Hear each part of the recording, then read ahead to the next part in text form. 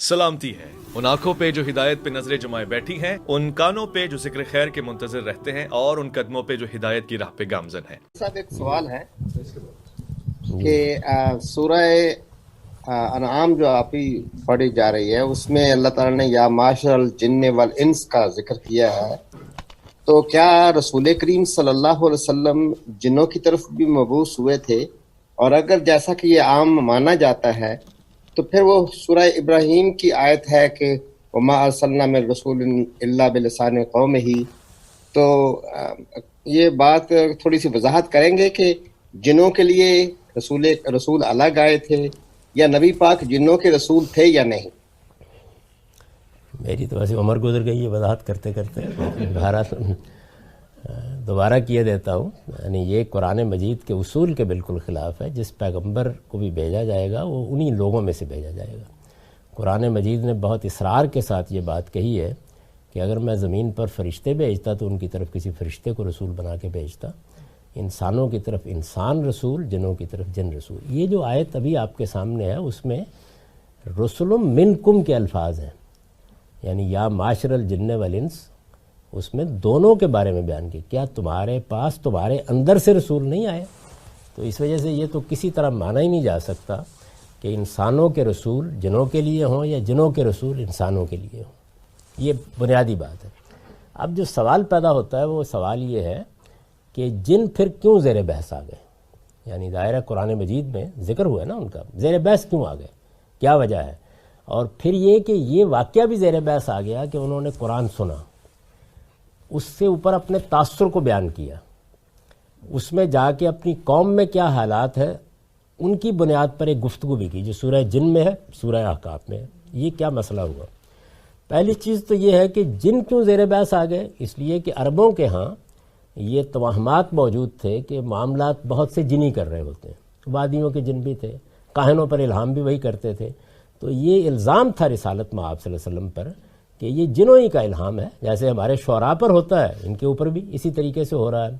تو اس لحاظ سے یہ بتانا ضروری ہو گیا کہ جنوں کا معاملہ کیا ہے، یعنی کیا صورت ہو رہی ہے، وہ کیا کرتے ہیں۔ اس میں خاص طور پر یہ معاملہ اس طرح زیر بحث آیا کہ قرآن کا نزول کیسے ہوتا ہے یہ بتایا جائے۔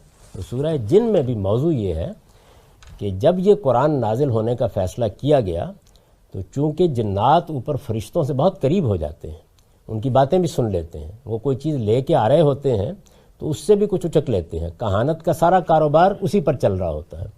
تو یہ بتا دیا گیا کہ خصوصی پہرے لگا دیے گئے، جہاں وہ پہلے بیٹھتے تھے وہاں سے ان کو کھدیڑ دیا گیا۔ یہ چیز خود جنوں کی زبان سے اللہ تعالیٰ نے نقل کر دی، یہ بیان کر دیا کہ ہوا کیا ہے۔ یعنی وہ خود بیان کرتے ہیں سورہ جن میں کہ ہم اوپر گئے، جاتے تھے، بیٹھ جاتے تھے، کچھ لے بھی لیتے تھے، لیکن اب تو یہ ہے کہ ایک شہاب ثاقب ہے جو پیچھا کرتا ہے، اور بیٹھنا ناممکن بنا دیا گیا۔ پھر وہ کہتے ہیں کہ ہمیں یہ تجسس ہوا کہ دنیا میں کیا کسی عذاب کا فیصلہ کیا گیا ہے، کوئی بڑا حادثہ ہونے والا ہے، کیا ہوا ہے؟ تو چلتے چلتے یہ قرآن ہم نے سنا۔ تو نہ رسالت مآب صلی اللہ علیہ وسلم ان کے پاس گئے، نہ آپ نے جا کے ان کو اس طریقے سے انذار کیا۔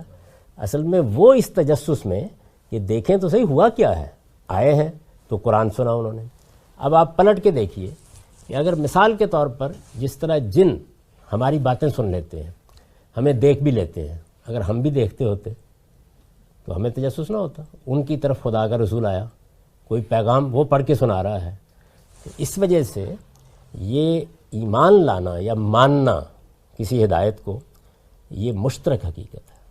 میں بھی لاؤں گا، میں مسیح پر بھی ایمان لاتا ہوں، میں موسیٰ پر بھی ایمان لاتا ہوں، میں جس پیغمبر کی ہدایت پر اس وقت عمل کر رہا ہوں وہ رسول اللہ ہے۔ کیوں؟ اس لیے کہ ہدایت مشترک ہو گئی ہے۔ تو اگر ہم ہدایت کو دیکھیں گے، ایمان لانے کا مطلب کیا ہے؟ یعنی اس بات کی گواہی کہ یہ وہی ہدایت ہے۔ مثلا میں اگر فرض کر لیجئے کہ جنوں کی کسی مجلس کو دیکھوں اور وہاں پر ان کا کوئی پیغمبر قرآن، اپنا قرآن پڑھ کے سنا رہا ہو، کوئی اپنی کتاب پڑھ کے سنا رہا ہو، تو میں واپس آ کے آپ کو یہی بتاؤں گا کہ یہ تو وہی کتاب، وہی ہدایت ہے، وہی بات ہے، وہ جو اس سے پہلے بھی ہمیں معلوم تھا انسانوں کے پاس آتی رہی ہے، یہ اس کا بیان ہے۔ یعنی یہ اصل میں ایک سلیم الطبع انسان جس وقت کسی دوسری جگہ بھی وہی بات سنتا ہے۔ آپ تھوڑی دیر کے لیے غور کریں کہ آپ مریخ پر جائیں اور وہاں جا کے آپ کو پتہ چلا کہ وہاں ایک اور قوم پائی جاتی ہے یا مخلوق پائی جاتی ہے، ان کے پیغمبر سے آپ کا رابطہ ہو جائے تو آپ کا تاثر کیا ہوگا، اس کو قرآن نے بیان کیا ہے۔ اس میں یہ زیر بحث ہی نہیں ہے کہ رسول اللہ ان کی طرف مبعوث ہیں یا رسول اللہ کو ان کی دعوت پہنچانی ہے۔ دعوت اور ہدایت کائنات کی مشترک حقیقت ہے، اسی کو میں نے واضح کیا ہے کہ تمام پیغمبروں کی ہدایت عالمگیر ہوتی ہے۔ یہ تصور ختم کر دینا چاہیے کہ مسیح بنی اسرائیل کے لیے ہدایت لے کر آئے تھے اور محمد الرسول اللہ فلاں کے لیے۔ سب پیغمبروں کی ہدایت عالمگیر ہوتی ہے، عدالت اپنی قوموں کے لیے ہوتی ہے۔